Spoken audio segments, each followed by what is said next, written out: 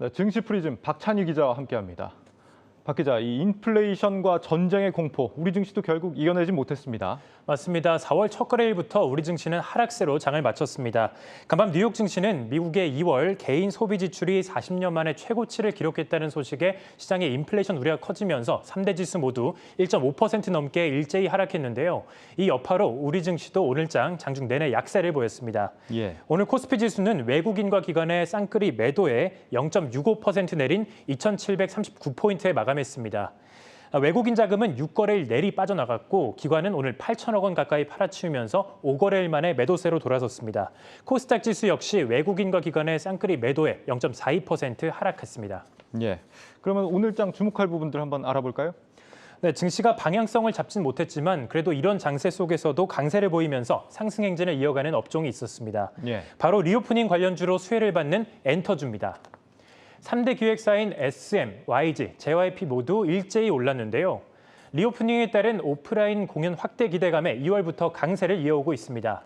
증권가에서는 전 세계 방역 규제 완화 움직임으로 해외 공연이 다시 재개될 것으로 보고 엔터주의 강세가 당분간 지속될 것으로 전망했습니다. 한편 3대 기획사 외에도 눈에 띄는 엔터주가 있었는데요. 바로 한류 열풍의 선두주자 방탄소년단이 소속된 하이브입니다. 장중 대통령직 인수위원회가 방탄소년단의 군복무 면제를 검토하고 있다는 보도가 나오면서 매수세가 몰렸는데요.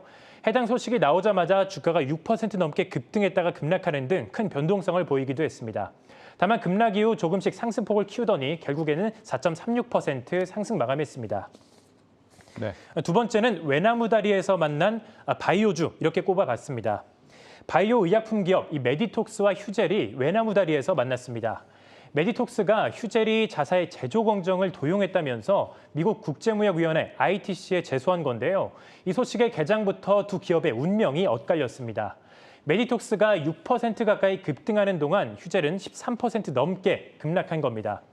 메디톡스는 휴젤이 자사 보툴리눔 균주와 제조 공정 같은 이 영업 비밀을 도용해서 의약품을 생산했고 또 미국에 수출하려 한다라고 주장을 했는데요. 이에 대해서 휴젤은 메디톡스의 주장은 사실과 전혀 다른 아주 허위 주장이다라면서 ITC 소송은 근거 없는 무리한 제소다라고 이야기를 했습니다. 향후 주 기업의 주가가 어떻게 될지 지켜볼 필요가 있습니다. 이번 주도 이렇게 끝이 났는데 이제 다음 주를 한번 준비해 볼까요? 다음 주 주목할 부분 어떤 게 있습니까? 마찬가지로 두 가지 체크 포인트로 정리를 해봤는데요. 첫 번째는 1분기 어닝 시즌입니다. 다음 주 7일 이 삼성전자와 LG전자를 시작으로 기업들의 1분기 실적 발표가 본격적으로 시작됩니다. 특히 삼성전자와 LG전자는 올해 1분기 역대 최대 실적을 거둘 것으로 전망이 되는데요. 우크라이나 사태에 따른 공급망 악화와 원자재 가격 상승 같은 여러 악재 속에서도 반도체와 가전 등 주력 상품의 선전으로 매출 성장세를 기록할 것이란 분석입니다. 하이투자증권에 따르면 삼성전자의 1분기 실적 전망치는 매출 79조 원대 그리고 영업이익 13조 원대를 기록할 것으로 집계가 되고 있습니다. 이 전망치대로라면 매출은 전년 대비 18% 그리고 영업이익은 31%가량 증가한 건데요.